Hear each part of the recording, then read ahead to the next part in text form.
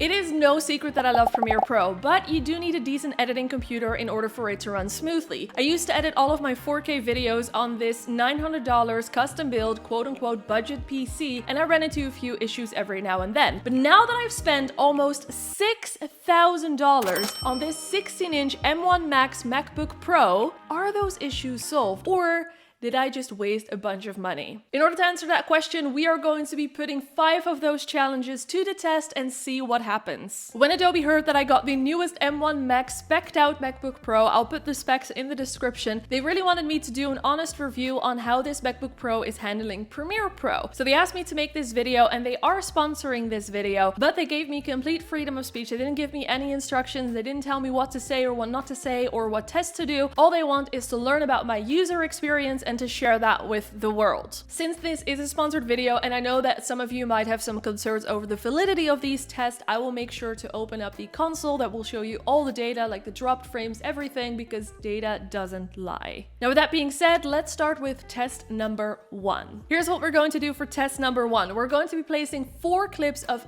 4K 10-bit footage on top of each other, and we're going to be playing through it to see if there is any dropped frames. Now, what you can see is I've created a little grid so we can really see what happens to each individual clip. As we're playing through the footage at regular speed, I do want to know that I am screen recording this using QuickTime. So as I'm recording it, it looks smooth to me, but it could look a tad laggy to you. So that is another good reason to have the console open to check the dropped frames. And as you can see, there are no dropped frames. We're going to make it a little bit more interesting, and we're going to increase the speed of the playback. We're now playing this at double the speed, and I am expecting to see a few dropped frames. So let's take a look at the console, and as the data is showing us, there are some dropped frames, but again, that isn't very surprising when you play at double the speed. For the second test, we're going to be adding a motion graphic, because motion graphics can be quite challenging. As you can see, as soon as you drop a motion graphic on the timeline, the line above it will turn red. This simply means that you need to render it beforehand in order to play it back smoothly. But of course, because this is the M1 Max MacBook Pro, the almighty powerful MacBook Pro,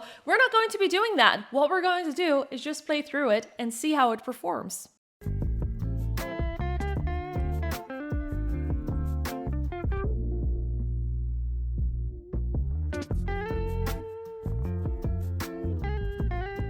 As you can see, no dropped frames. That is impressive. Even though the playback was already smooth, I wanted to see how long it takes to render this 8-second selection, and as you can see, it took about 8 to 9 seconds. Color grading is usually the last step of the editing process because it weighs really heavily on the project, and therefore the playback isn't smooth after doing your adjustments. So obviously, we're going to be testing that. The first test that we're going to be doing is we're going to be adding a Lumetri Color effect, and we're going to make a few adjustments to see how quickly those adjustments show up on the preview monitor. I'm going to be making some random color adjustments, and so far everything happens instantly, which is great. So let's now also add a LUT.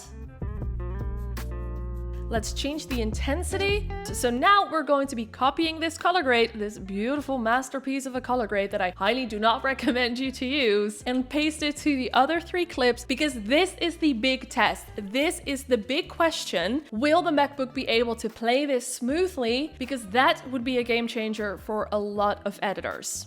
I left the unrendered animation in to really test this out. So far it looks smooth, but again, let's just wait for the data. According to the console, only 3 frames have been dropped. Now, these tests are great and all, but what about a full-blown 4K timeline with a bunch of cuts and animations and color grades and sound design? We're going to be testing that next. I have 2 projects that I'm going to be doing these tests in. We have a 4K 8-bit timeline and a 4K 10-bit timeline. So let's start with the 4K 8-bit timeline. Now, as you can see, there are plenty of cuts, there is multiple layers of videos, there's animations, adjustment layers, color grades, sound design, everything we need to test this properly. So far, everything seems to run smoothly. I haven't seen any dropped frames, but let's check the console to see if that is actually true. Let's do another playback test, but this time in the 4K 10-bit project. Now, as you can see, the timeline of this project is a little bit less complicated or as built out as the previous one, but it's still color graded, and it also includes a lot of animations and GPU accelerated effects, so therefore I still think that this is a good test.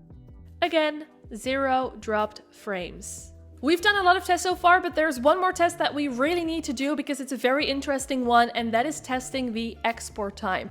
First, we're going to be exporting the 4K 10-bit video. This video is 3 minutes and 30 seconds long, and it took about 1 minute and 30 seconds to export it using the 4K YouTube preset. I also exported the 4K 8-bit timeline, which is 7 minutes and 38 seconds long.